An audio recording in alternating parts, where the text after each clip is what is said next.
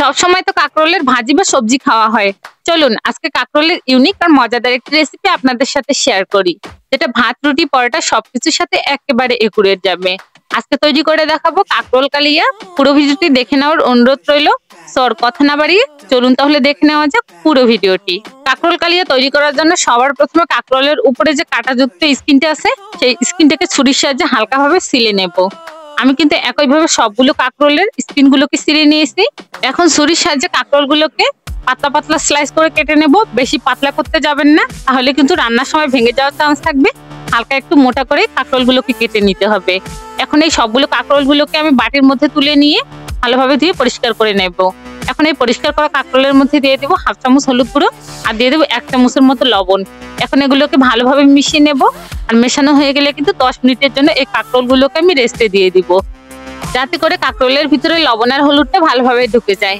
এখন একটু স্পেশাল মশলা তৈরি করার জন্য প্যানের মধ্যে দিয়ে দিচ্ছি 1 চামচ জিরা, 5-6টা শুকনো লঙ্কা, 1.5 ইঞ্চির মতো আদা কুচি, 20-25টার মতো রসুনের কোয়া আর দিচ্ছি 6-7টার মতো পেঁয়াজ কুচি। এরপর এতে সামান্য পরিমাণ পানি দিয়ে ভালোভাবে বেটে নেব।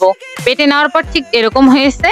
এখন চুলায় একটি প্যান বসিয়ে এতে আমি দিয়ে দিব তেল। আর তেল গরম হয়ে গেলে এখানে ম্যারিনেট করে রাখা কাকরোলগুলোকে আমি দিয়ে দিব। সবগুলো কাকরোল যখন দিয়ে দেওয়া হয়ে যাবে, এরপর এগুলোকে উল্টে পাল্টে 2 সাইড থেকে লাল লাল করে ভেজে নিতে হবে। ভাজার সময় অবশ্যই খেয়াল রাখবেন কোনোভাবে যেন কাকরোলগুলো ভেঙে না যায়। কাকরোলগুলোকে হালকা হাতে 2 সাইড থেকে উল্টে পাল্টে লাল লাল করে ভেজে নিতে হবে। যখন কাকরোলগুলো ভেজে নেওয়া হয়ে যাবে, ঠিক ওই পর্যায়ে তেল ঝরিয়ে এগুলোকে তুলে নিতে হবে। সবগুলো কাকরোল যখন তুলে নেওয়া হয়ে যাবে, তখন এই একই তেলের মধ্যে ফোড়নের জন্য আমি দিয়ে দেবো 3টি শুকনো লঙ্কা আর দিয়ে দিব 1/2 চামচের মতো কালো জিরা। এখন এগুলোকে ভালোভাবে ভেজে নেব কিছুক্ষণ। যখন এগুলো থেকে সুন্দর একটা ফ্লেভার ছড়াবে, ঠিক ওই পর্যায়ে বেটে রাখা মশলাগুলোকে এখানে দিয়ে দিব। এরপর এগুলোকে নেড়ে চেড়ে ভালোভাবে একটু কষিয়ে নেব। এরপর এখানে সামান্য পরিমাণ পানি দিয়ে দিব, যাতে করে মশলাটা পুড়ে না যায়।